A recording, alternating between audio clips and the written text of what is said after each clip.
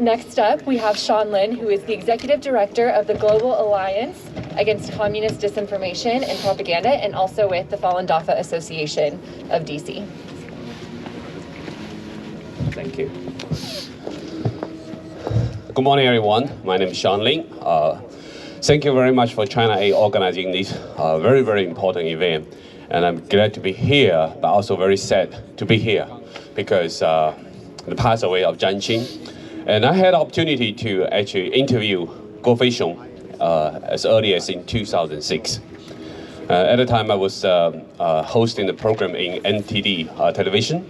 So we had a chance to interview Guo Feixiong. And he was very courageous to lead many efforts for civil rights movements inside China. And in 2006, he went to Guangdong and he supported the farmers' very, very courageous efforts to protect their rights in Taishichun in Guangdong province. And he was also one of the lawyers in Zhisheng lawyer firms, and which together with a famous human rights lawyer, Gao Zhisheng.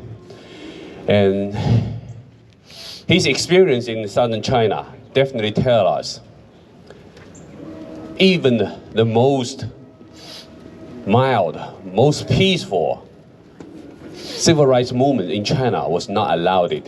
And he was harassed, he was beaten, he was tortured when he was detained, and then later on he was sentenced for many years.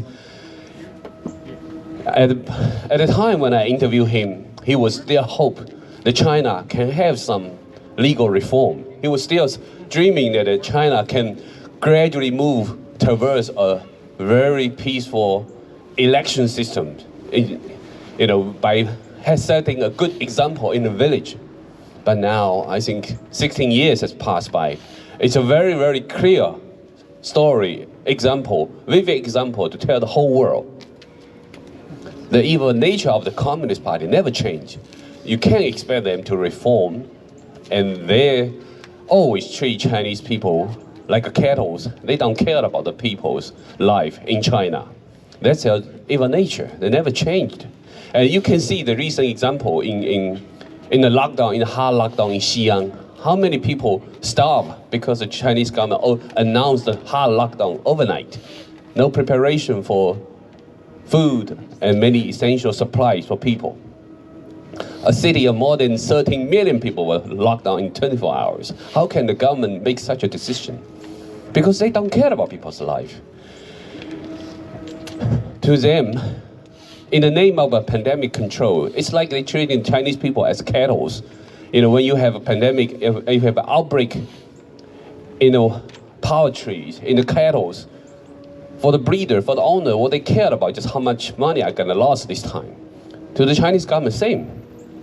They don't care how many people will starve to death, maybe, or even how many people will have their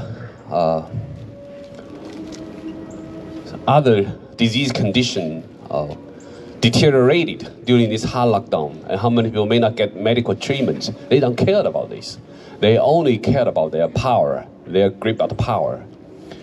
And we very sad that Guo Feixiong cannot have a last chance to see his wife. But similar tragedy happened a lot in China. And Chinese government has waged total wars against all religions, not only Tibetans, Uyghurs, Falun Gongs, underground Christians. So many groups were persecuted all over in China. And now, many Chinese people, even they don't have any dissident opinions against the Chinese government. They were facing a chance they may lose their life. In the past, when the Chinese government tell the world in the Human Rights Commission, say, the most fundamental right for Chinese people is the right of survival.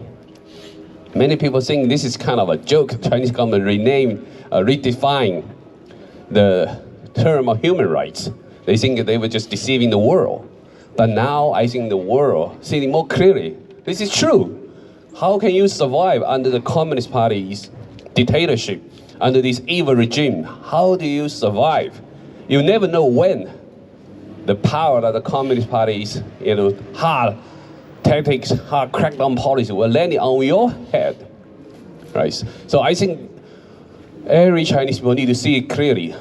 Communist Party does not represent China, does not represent people.